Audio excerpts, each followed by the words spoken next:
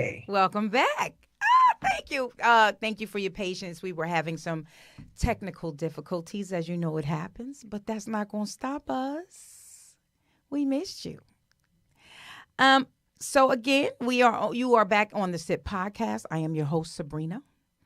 I am honored to be here with you this evening for another powerful, heartfelt conversation.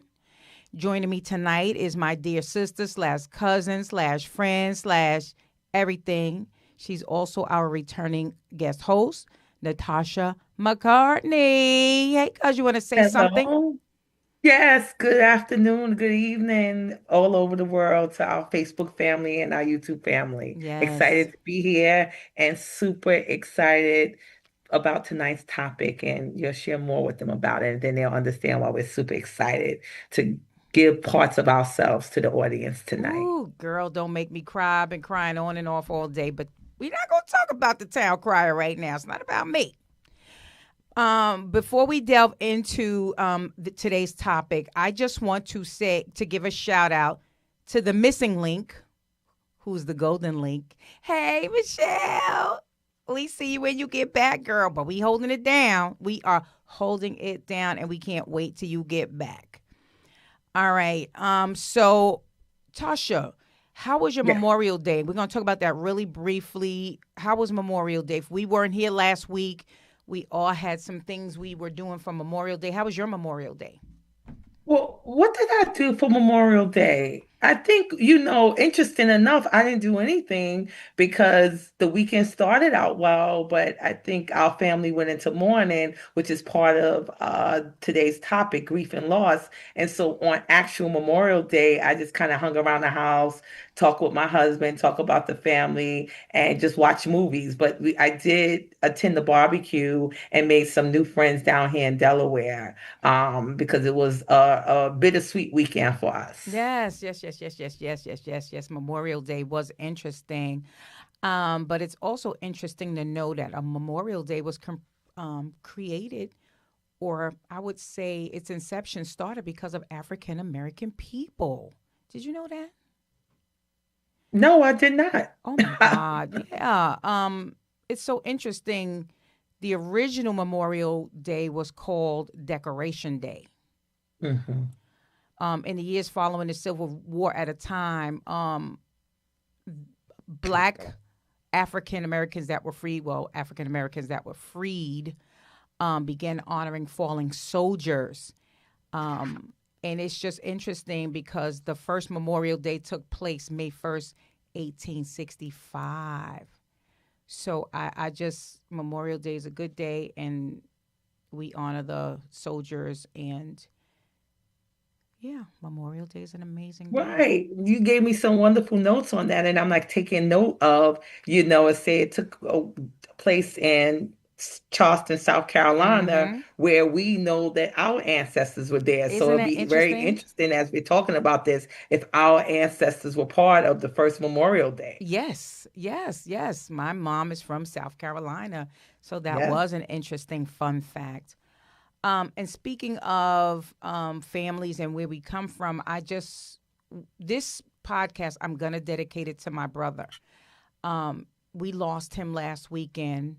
And so this session today is going to be about grief and how we work through it. My brother was just an amazing, amazing human being.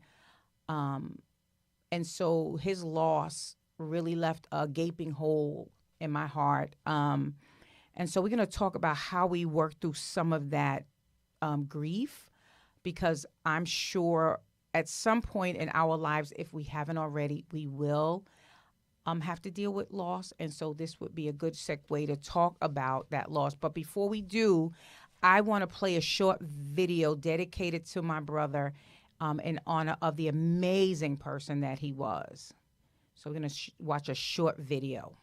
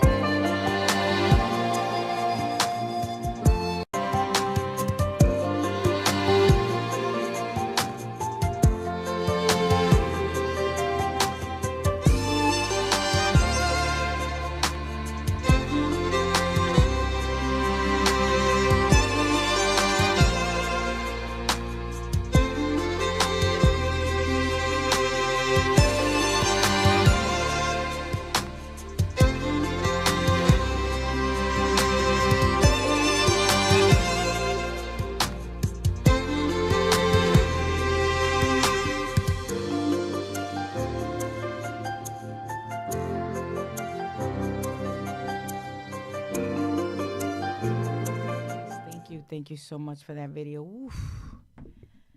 It's all right. It's all right. It's all right. It's all right. It's all right. But yes, so It's all Tasha, right, cuz you know it's all right, because ooh, everyone could see from that video how vibration that cousin Johnny, your brother, brought to the family. He is to be honored. We can't honor him enough as current time. He's the elder. He was the eldest man in our family, and you could see from the way he's celebrating and his laughter.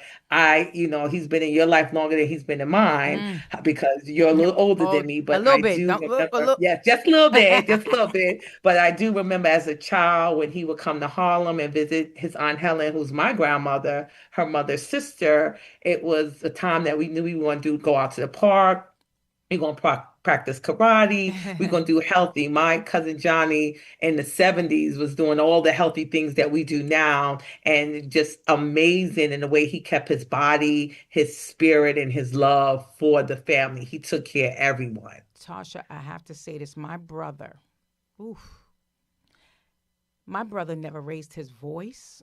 I've never seen him angry. Everything out of his mouth was always the epitome of positivity. Like, if he ever had a bad day, we never knew it.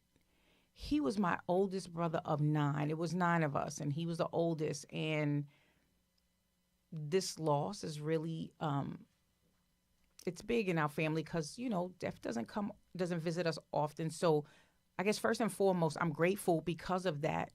But it's still, we have to work through that grief part of it. But I have to tell you this story, and I don't know if you know it. So I tell everybody this all the time.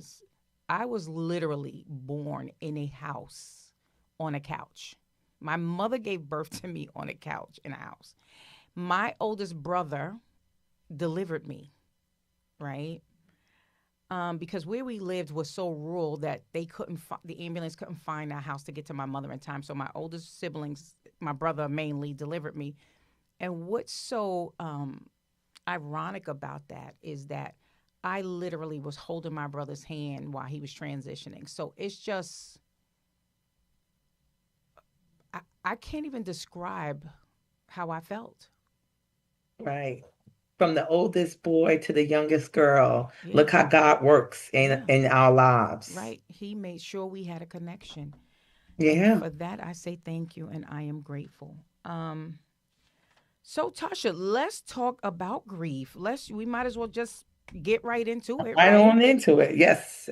So I guess my first question is, why do people grieve? What is behind grieving? Like, what is that feeling, that hurt, that pain, that loss? And obviously some people feel it differently, right? For some, Yes. and especially depending on your religion, right? Because some people's religion really prepares them for death. They Death is something they look forward to, or they're not afraid of, I should say. But then you have those people that when some people die, you want to jump in the coffin with the person that passed away. So let's talk about what, why do we grieve? Well, grief is a natural process that happens when we experience loss. And most of the times we experience loss when it's out of our control. We Mm-hmm. we we don't know when it's coming, we don't know when it's going to happen. Sometimes it happens traumatically for people, sometimes it happens very sudden for people. And even when, like in our my cousin Sabrina's brother's case, my cousin Johnny, he had been sick for some time, and even with us knowing that, you are never prepared for that day, that Right. the next day he's no longer with us. Right. So grief is a natural response to loss. And again, most loss is tied back to how we deal with our trauma, because it is something that's final, suddenly happening, and out of our control. Right. And so we tend to deal with it with sadness, with pain. It takes us to shock, Mm-hmm. uncertainty. But one of the things that I would like to say is, and I say this to lots of my clients when I have clients who experience grief while they're with me, that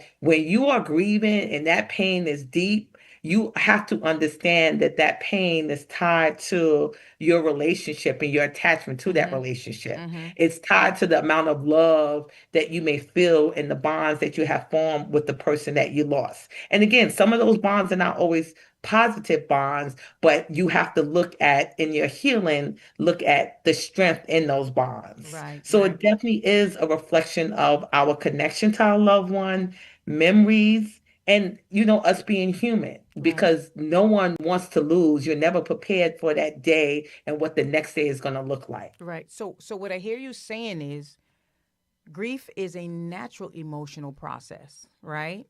It's tied Yes. to love, attachment, um, and the bonds we form. But what I really like that you said is grief is emotional sadness, anger, guilt, numbness. And sometimes it can be tiring, right? Fatigue, insomnia. It shows up so many ways. Can you tell me, is there different types of grief? I mean, I see Yeah, the there are. symptoms. Mm-hmm, Yeah, there are different types of grief. mm-hmm, Grief shows up in many ways. It shows up into how we think, mm-hmm, how we feel body wise. So that's cognitively how we think about the process, mm-hmm, how we feel about the process. And it also shows up in our emotions. Our emotions is feeling as well, but I'm talking about the physical action of the body. And it shows up in how we view the world and how we act on it. So sometimes it may show up in our behavior mm-hmm. as well. Right. So okay. All right. Um. So if I first of all, I'm if I'm grieving, right, and I can't seem to move it because I feel like grief stays in your body too, and Yes, we'll it touch on does. that a little bit. If I'm not able to move that grief out of my body, what steps should I begin to take to do it? Well, first you got to start by understanding, and this is the purpose of tonight, why we did want to share with the world what we're doing, because we're sisters inspiring transformation, is Yes. to recognize that grief is very different for everyone. Mm-hmm. And there is different types of grief, right? So we all have to begin to let go of the expectation that your own personal grief process should, would, or could look like something or someone else, Right. or even a past experience with grief. In those moments where you're experiencing grief throughout your lifespan, it is a very complicated emotion. It's not going to always be the same. The ideal is that you do move grief along, and maybe you get a little bit better at managing it Mm-hmm. and understanding that, we can't control things in life. I had early grief as well. By the time I was 23, I lost both of my parents, my father Girl, at 6 and my mother at 23. that was a And hard that one for was me a too. remarkable moment. It was devastating. But what it taught me that helped me for the rest of my life is that there's things in this world we can't control. We And cannot. so as I continue to experience more grief, I continue to process my feelings, understand my feelings, go through my feelings, not go over them or around them, because I knew there was things that I couldn't control, and I'm going to feel a way about that particular grief reaction. Mm-hmm. So I think you got to first start by understanding that. And when you can understand that, there are practical ways that you can move through grief so it can get out of your body. We've been talking about mental health awareness. What does it look like? Where does it sit? How does it live within us? And we've done a lot of discussions around trauma and loss and how it sits in the body. And so Yeah. it's really, really important to understand that and pay attention to your body and then take action. And later on throughout the show, we'll talk about ways to heal from grief and just practical things that you would do when you're in an immediate grief state. Right. And so, Tasha, I'm glad you brought that up because you talked about trauma. And, last month was Mental Health Awareness Month. And we really tried to bring some of the greatest information out to the people. And by the way, hi, Facebook family. Hi, YouTube family. I promise you I'm not ignoring you tonight. I love each and every one of you. Thank you for joining. Anthony, thank you so much for your condolences. My family and I are very grateful. Hi, Juana. Hey, Chucky Chuck. My other brothers online. I love you guys. And so, do you see the YouTube, Tasha? Who we missing on YouTube? That's my. Yes, we haven't had nobody chat us up on YouTube, or unless Okay. they there and they not chatting. They into, because I think it's 5 people I see, but Hi, I told them YouTube. feel free to chat with us. So hi YouTube. Hi, Danielle. I love you. Daniel said, I lost my only, oh, yes, my biological sister, both my parents. Wow. And one of my brothers also lost my nephew last year. He was laid to rest. Oh, my God. My condolences are with you. You never get over it, just becomes a new normal. What do you think about that, Tosh? You never She's get. right. Mhm. Danielle is right. And part of what we want to get out, and Danielle, thank you for sharing and being with us. And my condolences out to you, girl, because That's I my know that girl. must be hard. That's a lot of loss, a lot of significant families of your members, of members of your family, your nuclear family, and your extended relatives as well. And it is about living, Hmm. right?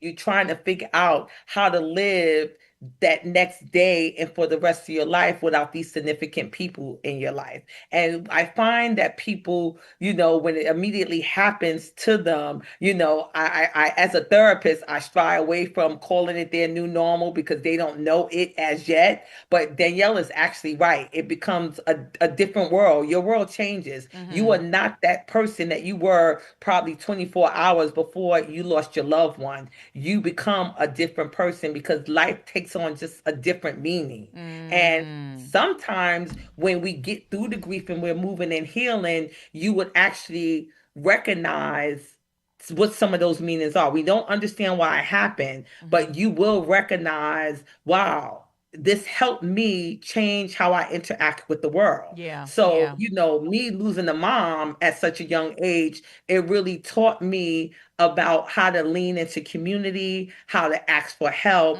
because I Mm. was a motherless child in my 20s, right? And Right. I had a whole life to live. That's literally almost 30 years ago. Yeah. Yeah. Oh. So I had to learn how to not be hyper independent. Now, it took a lot of years for that to happen, but I had to build community Right. because the very safety net that you think you have is no longer there. Right. And so that became a new normal for me. And it was really uncomfortable after a Right. while Right. because when you're trying to move through this life, you're constantly reminded why you have to do it. And Right. so you're trying to manage the grief, but live at the same time. And Right. it is a parallel process that's very complicated and difficult. Right. Right. I love that. I love that.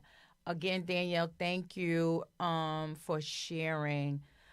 So Tasha, you made a comment earlier. You said everybody doesn't grieve the same, right? Everybody's different. Well, that's life. We do many things differently. But I want to get into the 7 stages of grief. Can we talk about that a little bit? Talk about what they are and what they may look like. Again, not the same for everybody, but a general idea of what they would look like.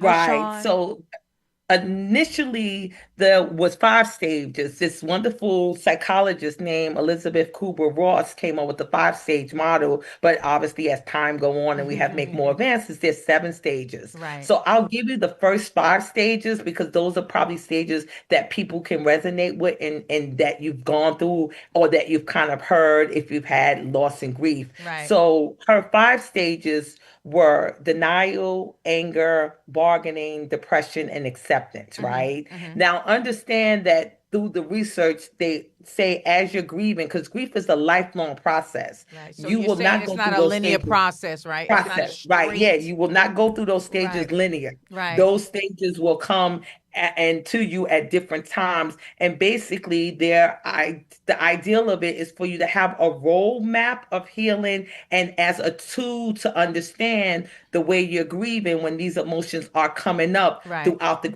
process. Because a lot of times people do say to me, even, when is this going to be over? I want this to be over. And then I have Right. to give them the bad news that it's not going to ever be over. Right. Mm-hmm.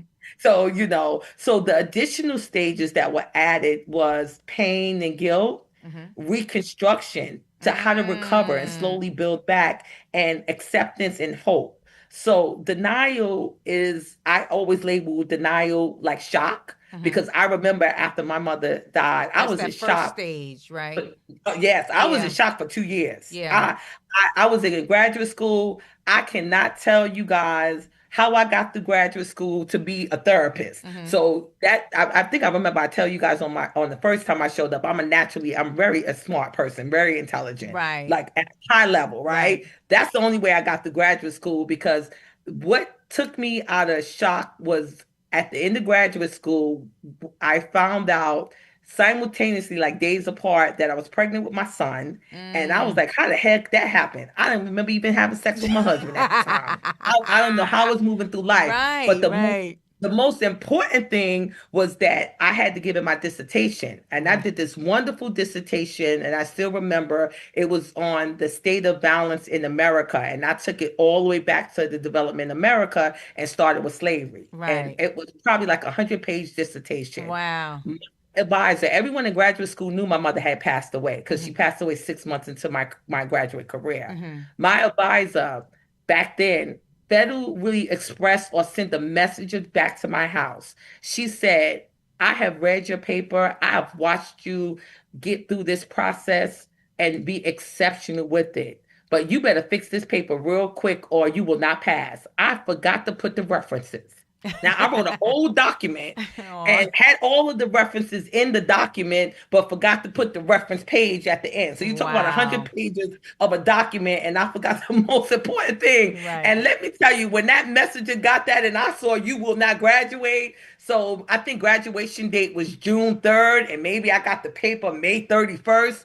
Man, I didn't meet the graduation date because legally she couldn't put it in. So my actual graduation date is the August graduation date. Mm-hmm. But I did get the paper back to her with the references, and I did get an A+ on the paper. Mm-hmm. But it tells you, in the story that I've shared, you can see that I was in shock for 2 years. And Right. I knew it because I knew I wasn't present. I didn't Right. feel depressed.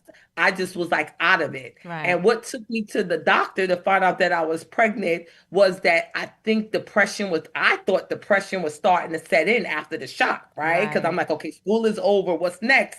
And then the lady told me, oh, girl, you're not depressed, you're pregnant. And I was like, what in the world? And then, I was blessed with my son. And so I said, okay, well, this is a gift. I better get cracking on managing this grief better. But Right. again, I wasn't trying to rush it. I wasn't trying to explain it. It was a Right. devastating loss. And so that first stage stayed with me for 2 years. So that's why I shared the story. Right. I like Now, that because yes, some people, like Sean asked, he said, well, how long does it take? Right. And so, Sean, I think what Tasha just said, so there are 7 stages. Obviously, everybody's process is a little bit different, but I may go through grief and the stage one may last me 6 months, but somebody else, it may last them 2 years. So I guess it just depends.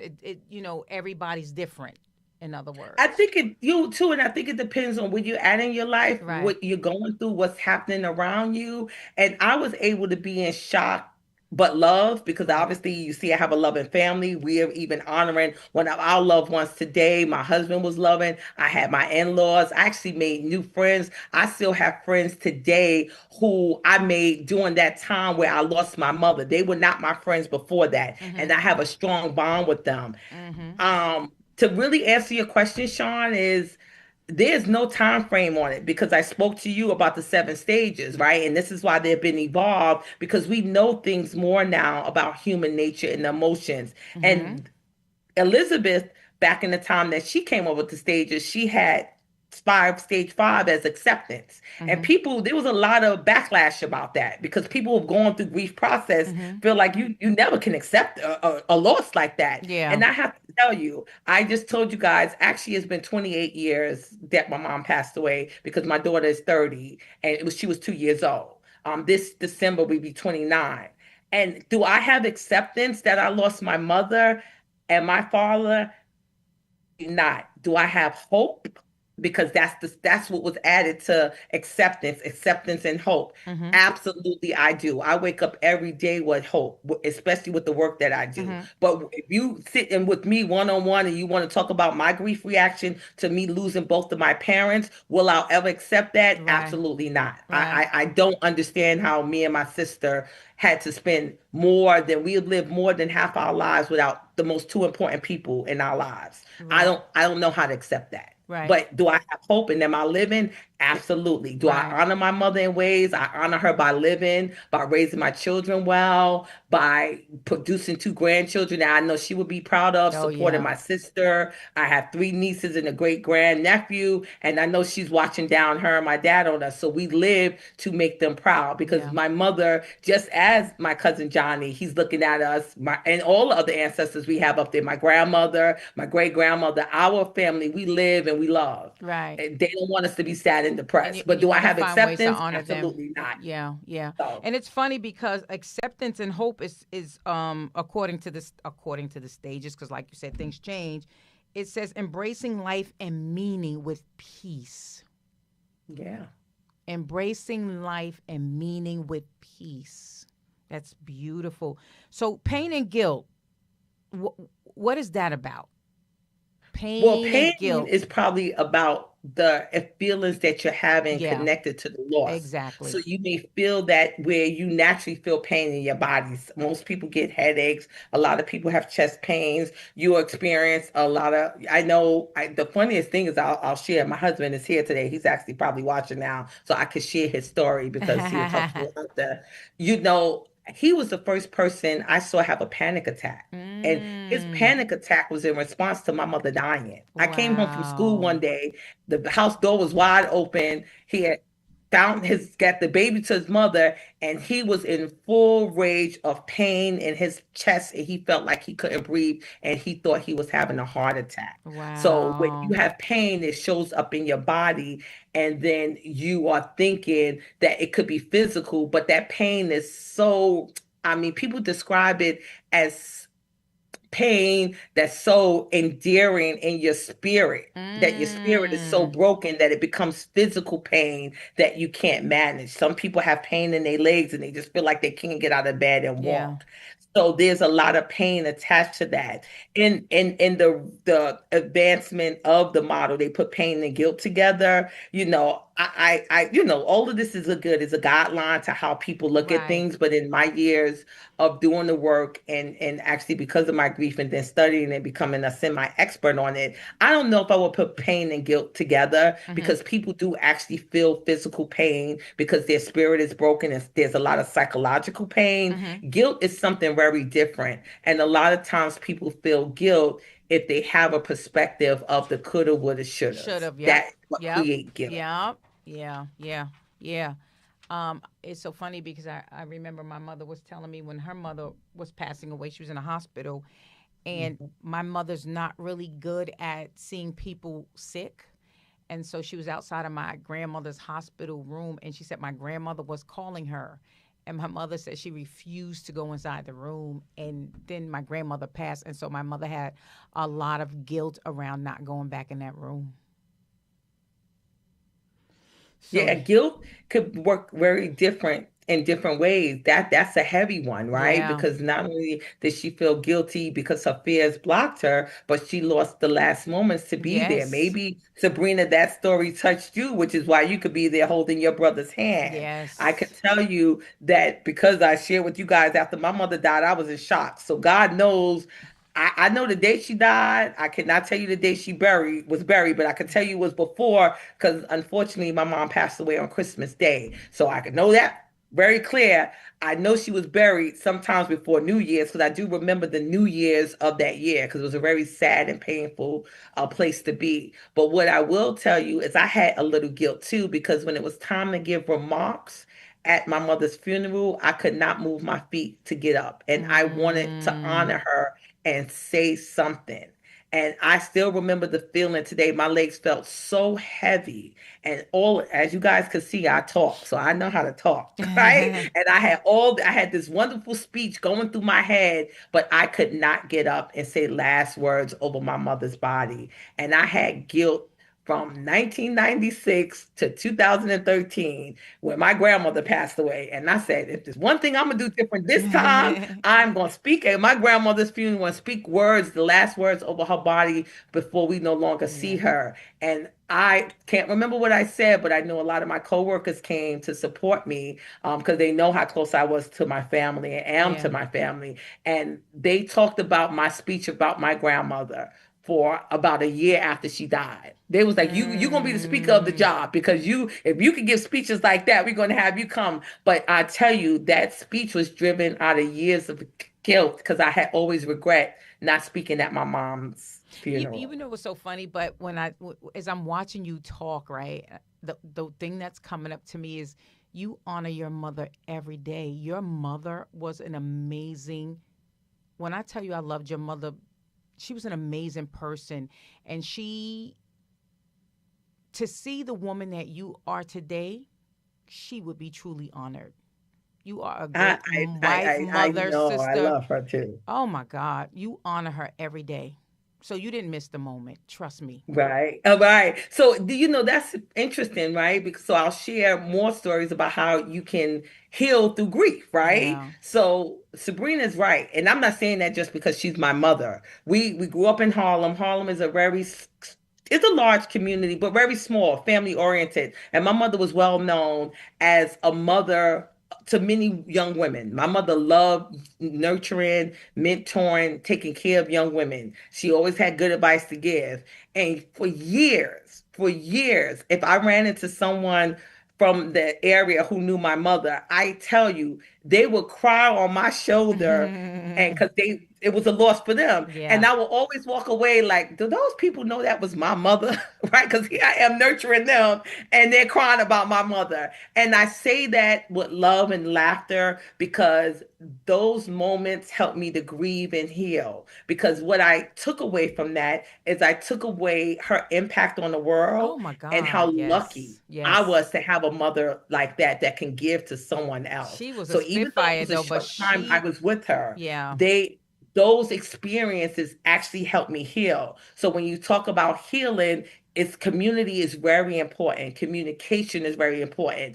Those people were brave to just come and lay their soul out in front of me and communicate that. And indirectly, they don't even know that they was impacting me healing in a positive direction. Yeah. Yeah. So healing looks very different for many people in different ways. Yeah. I loved her. I mean, she took me, I was her baby. So, I loved her. That was her baby. So Tasha, let's talk about what tools for healing can a person go through? What helps us to heal? Can we talk about some of that a little bit? Well, yes, so a lot of things that we have talked about in the past, right? So when you are now that you know that healing looks very different and you're going to have all these different emotions and that there's no time limit. If that's Right. all we get to you guys tonight, there will be different emotions, no time limit, and you just got to get through these emotions. Practical ways to get through them is a lot of doing the right thing. Make sure you're getting enough rest. Mm-hmm. Try to maintain a good diet and Mm-hmm. physical activity. Mm-hmm. In the early stages of grief, maybe even for the first year, try to follow a structure or a familiar routine. Because again, it's interesting I'm now saying this. I was in shock, but what I had to do is I had to get up and take care of a baby, and I had to go to school. So that was my routine. I didn't have to do anything else but take care of this kid and go to school, right? Right. And so actually, I always feel like graduate school saved my life because God knows where I would have been if I didn't have that level of structure. Mm-hmm. Always talk to people and peers and friends that know about your loved one, that know about what has happened to you, that loves your loved one because they love you, Mm-hmm. because you could tell your stories and just speak. Mm-hmm. Try to take time and do things that's leisurable to you. Even if it's by yourself, you snuggle up with a good book, watch a favorite movie, take a walk. These don't get complicated. Don't get complicated. Try to continue to have places where you can escape. One of the things that, if I continue to show up here and be on this podcast and we branch out to do other things that we can bring you healing on a weekly basis, one of the things that we'll eventually talk about is how to create serenity and peace in your mind and your body Mm-hmm. it's a therapeutic word that's called resourcing, because sometimes you can't escape an environment. And I remember, being at my job, the job that I had while my mother, when my mother died, I got a job immediately after graduate school because I was an intern year there my first year. So they actually knew my mother, right? And so when Mm, she passed away, they were calling me up as too. So when I came back to actually work for them, right. I had a lot of empathy and support there. But sometimes this work I was doing was difficult. And I was just sitting in my cubicle and close my eyes. And my favorite place is the beach, and to hear the I waves love the hit beach too. against the sand. And I would think about that over and over again. And again, as we continue, we'll have a talk about how you can resource when the place around you is overstimulating you and you may be having a reaction to your emotions, how you can actually settle and ground yourself back. So find a place Mm, to visually escape to or mentally escape to. mm-hmm. And, if the feelings persist to where you feel like you just really, really not yourself. And we're going to talk later about this. Sabrina and I will talk later about this. Like, what do you eventually do? You ultimately can seek help. Yeah, yeah. And we'll talk about the different ways you can get help. Absolutely, and I really like that. And so, what helps us to heal, right? Grief counseling. Again, we're going to give you some of those resources because we're not going to talk to you about things and not give you resources. Journaling, right? How do we Yeah. get it out of us? We write it out. Hmm. Faith, meditation. Find a safe community space to commune with while you're going through your grief. You do not have to go through it alone. And know that, again, everybody at some point will feel grief. Yeah. And it's okay to feel it. It is truly okay. Absolutely, I've absolutely. learned that some of my clients who come to see me individually and they again experience a grief process with me, I have tons of early morning calls where people say, Natasha, I lost my brother, I lost my mother. And I remember all of them too. I lost my husband. And so that's what I mean that they experience it with me because they're in therapy for something else and then life takes happen and now we shift into do grief counseling because they're the immediate loss. I've learned that the clients who do individual therapy and then go to group therapy, they really heal through the process because the ultimate thing is you don't want to be stuck in the grief process. You do Right. You not want to don't, be you stuck. got to get it You out of want your to body, keep your that mind. Yep. process right, moving forward, step by step, one day at a time. And I think the other thing we said earlier, which I think is a great thing, is obviously everybody has to go through the process their way, their timing. That is what you have to do. But I think thinking of ways to honor that person, like how can you honor them? How can you honor their life, their legacy? What could you do to honor them? And it's so funny because while I was at my brother's hospital bed, my brother's he's so amazing. I said to him, I said, Johnny, my brother was very athletic. He ran marathons. And I said to him, I said, Johnny, I ran a 5K and I actually did it for him, to be honest with you. I ran a 5K. Now I want to run a 10K, but I'm scared. He lifted up his hand and he said, it's a mindset. And I tell you something, he's right. He's It right. sounds like him. That sounds exactly about something he would say. Yep. Yep. And so now I got to practice for a 10K. That's all I'm saying. Excellent stuff. Tasha, can we're running out of time quick. Let's talk about some resources and then we're going to get into some more stuff about grief. But let's talk about some resources. In terms of where people can go to Yeah. get help and Yeah. support. Yeah. Yeah. So Right. So, always like, look, we talked about psychology today. Try to find a therapist. Try to find, if you're in therapy, ask your therapist to help you find a group. mhm. Because again, individual therapy and group therapy Mhm. is amazing Mhm. together. Right. There's griefshare.org for local support systems. Mhm. something called the Dougie Center. Sabrina's let me know about, which Hmm. supports grieving children and families.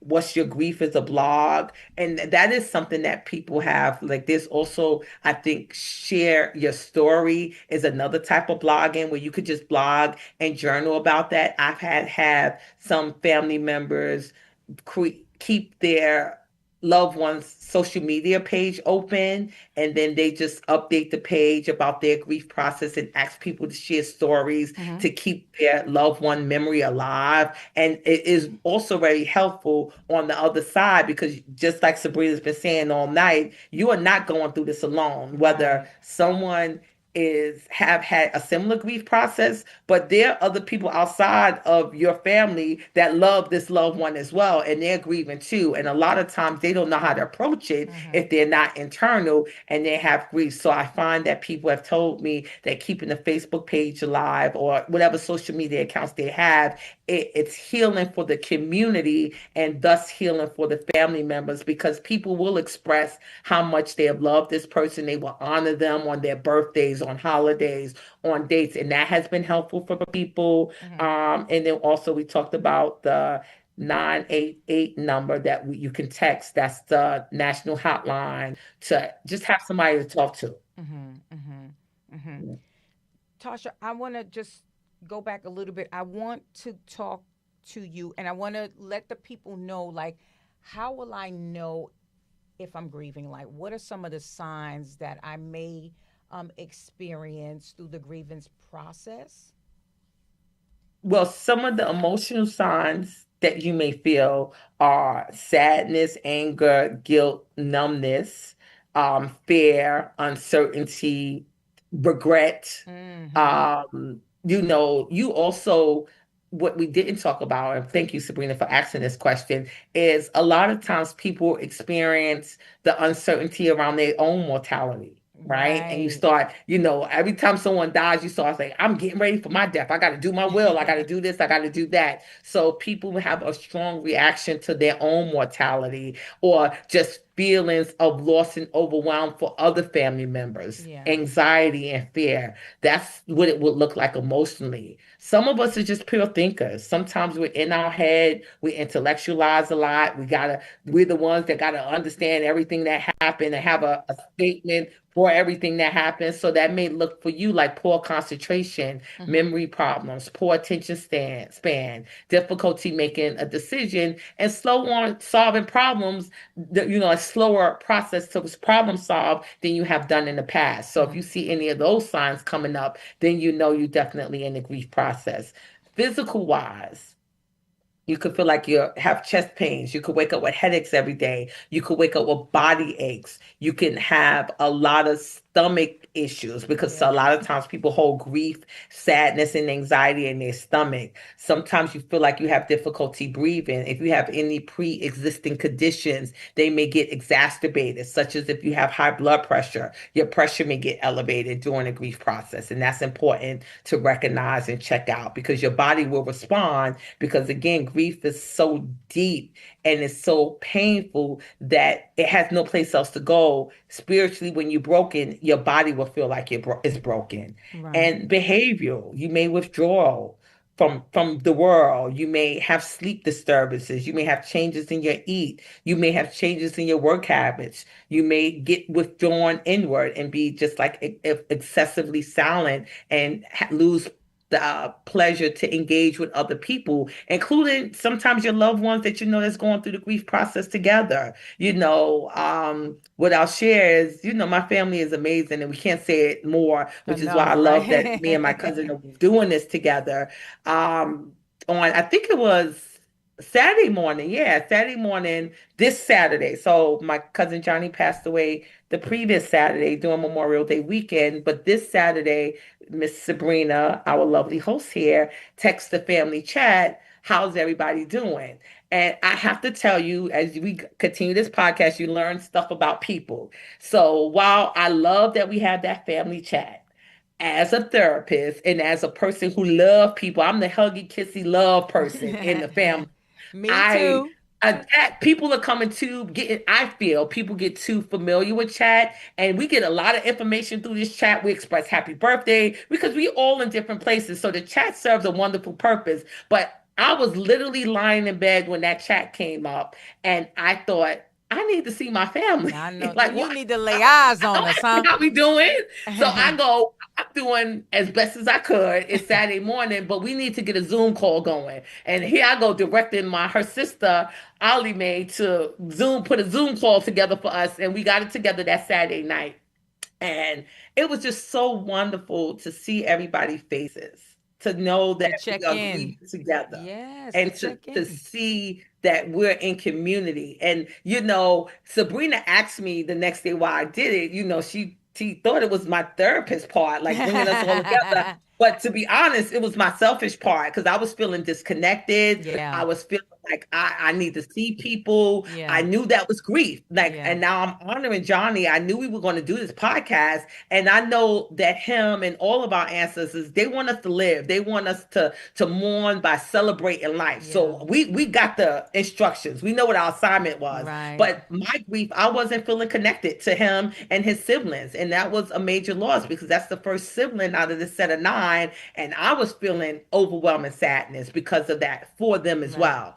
And when we all got together on the call, we came together. Maybe people cried after, but no one was crying on the call. It was We like was loving people and showed laughing up on who each. could show up. Yeah. And Yeah, so that request came out of me feeling some grief. So I just thought I'll share that with you, Sabrina, tonight, and to all the family that's watching. So it yeah, wasn't because I was being my therapist. It was because I was feeling sad and I was feeling a little disconnected and I wanted to connect with my family. My husband is here. Me and him are connected all the time, but I was feeling disconnected from his siblings who I knew was experiencing grief because again, it's the first sibling out the set right, of nine. And I right. was like, I need to see them. I need to see them and they need to see me. And so, So Tasha, you know what's so funny? I love what you just said because I think that is critical for many things, right? So, you needed to connect with us, right? yeah. You said you and your husband are connected. That word, that's going to be our word for today, connected. That is what sustains relationship. It is that connectivity. When you don't have that, you're in a losing end. So we have to find ways to connect with one another. And that was a great way to do it. And that was by bringing us all together where we can lay eyes on each other and Yeah. connect and more than just a chat. Yep. Okay, So good. All and right. So it we're did going to help take, me. I felt much better after that. okay. Do we have some questions in the chat? For some reason, I cannot see the questions in my chat. Yeah, I think we got 7 people on YouTube, but no one's chatting with me. Um, I saw the one question from Sean. He said, "How long does the grieving process last?" We talked about that a little bit. Um, Hi, Dorothy. Thank you for joining. Oh, I'm so sorry about your mom. I know. Hi, Juana. Dorothy said, "Do you wait?" That went by a little quick. Do you think it's good to always visit the burial site? That's a good one, Dorothy. Tasha, what do you think about that? Is it good to always visit the burial site? Dorothy, let me tell you, everybody grief is very, very different. And if that's what make you feel better, then do it. Yes. I will tell you, so this is going to be a funny story, Dorothy. My grandmother lost her son very young. My grandmother had an older son and he was murdered in his 20s. I was about 1 or 2. Sabrina obviously remember more because Oof. she was older, Yeah. right? And my grandmother would visit, or all of our, most to all of our family is buried in Ferncliff in upstate New York. Yeah. My grandmother We have would so much visit, real estate up there. yes, we do. She would We need visit our Fern, own. yes, our family, I think it go back to the 1800s. I think Yes. we got family back there. I said it must have been the only cemetery when it was segregation that buried black folks, right? Right. My grandmother worked for the school system, so every holiday we would visit her son's grave, right? And I was a little kid, and I was ordained to do this work because I was always an outside thinker. And I always would think, why are we coming here if it makes you sad, right? Now, I didn't have the grief reaction because I didn't experience the trauma because I was a kid.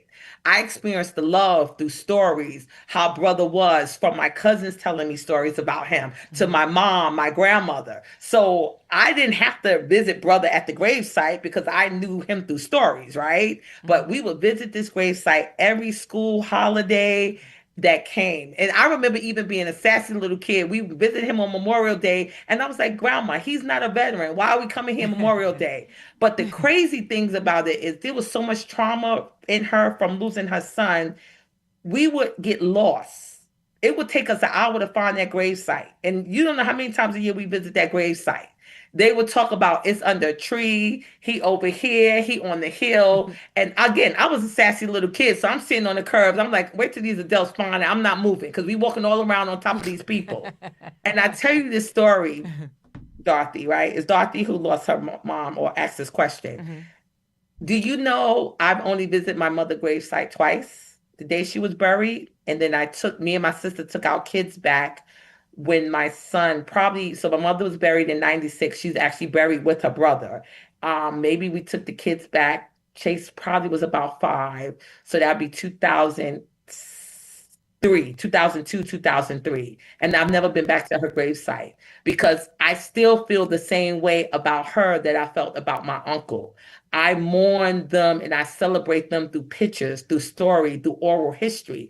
I personally don't need to visit the grave, but my aunt go every time she go visit now her brother, her sister, and her mama, and all the other relatives that's up there. We would visit, and my husband would ask me every other year, "You want to go to the cemetery?" After about the 10th year, they all stopped asking me because my aunt would call me. I'm going to the cemetery to clean up the graves. You coming? I'm like, nope, I'm not coming. Because as an adult, I can choose not to come. Right. So it's not a question of whether it's healthy or not. It's a question of if that works for you and that helps you through the grief process, by all means, please do it. Right. Everybody's And process is different. different. And Thank I you so do want much. to add something because look how time has fly. We have so much more that we can share, and we I will know. continue to share this information. But I want to say this. When people pass away and you are like responsible or you have things of your loved one, please do not get rid of everything so quickly. There is a process to that, and you may not understand why it's important. But what I tell my clients is if you can't deal with it and you think it got to go, make sure you keep some keepsakes, put it in the box, and put it in the back of your closet. It's almost like in a year or so, when things are feeling a little bit different, you have a place to go back to Mhm. where you Mhm. put things away Mhm. from your loved one that's Yep. meaningful. Yep. Because people who get rid of things quickly because they're trying to get over it or they think that's the way to get through it, they have a lot of regrets. So I Yes. just want to kind of give that out, especially since our family is still in the grief process. Yeah. If Take you your can't deal time. with it now, just pack up a little box, something nice and sweet, and put it away that you don't have to see it because Yes. you will come back to it and you will thank your younger self or your past self for taking care of your future self because you will feel different about it. Right, right. And that That's to my me last that word. gives me a level of comfort looking at photos because there were Yeah. a lot of happy times and so seeing those photos gives me so much comfort. Great talking and we are slowly but surely running out of time. And so what I want to say about grief, Tasha, is grief is love looking for somewhere to land. Yes. You are allowed Yes. to mourn, to miss, to cry, and still rise again with your heart in one piece. And I just want to say thank you for holding space with us tonight. You guys are amazing. Tasha, you want to give some final words for tonight? Well, I love that you said that because that's exactly what grief is. Grief is when you start out the grief process is a bunch of feelings that have no place to go. So for you to close out and say that grief is looking for a place to land and love Mm-hmm. based on that, that is, I can't say anything more better than that because Mm, that's exactly what those feelings are looking for. Just a calm, peaceful place to go so right. that your loved one can always live inside of you. Exactly. Exactly. Because I'm sure, for most of us, they don't want us to live with hurt and pain. They want us to live in peace and in love. This was amazing. So remember, guys, if you like what you're listening to, please subscribe, share. Subscribe and share. We love you. We love having you. Next week we're gonna have some more fun stuff. We're gonna make the next week light and airy. I'm not gonna tell you guys what it's about just yet. I'm gonna leave it as a secret, but it's gonna be funny. You don't want to miss it. You don't want to miss it. Tasha, you want to say good night to our family? Yes, good night, family on Facebook and YouTube, and to my love and dear family that's watching. I hope this was helpful that you shared this time with me and Sabrina as we honor our loved one that we have recently lost, Johnny Crumpton. Thank you so much, guys. I love you. I can't wait till next week to see you again. If we could get Trish to play that video to close us out, I would be humbly grateful. Again, thank you. I will see you guys next week.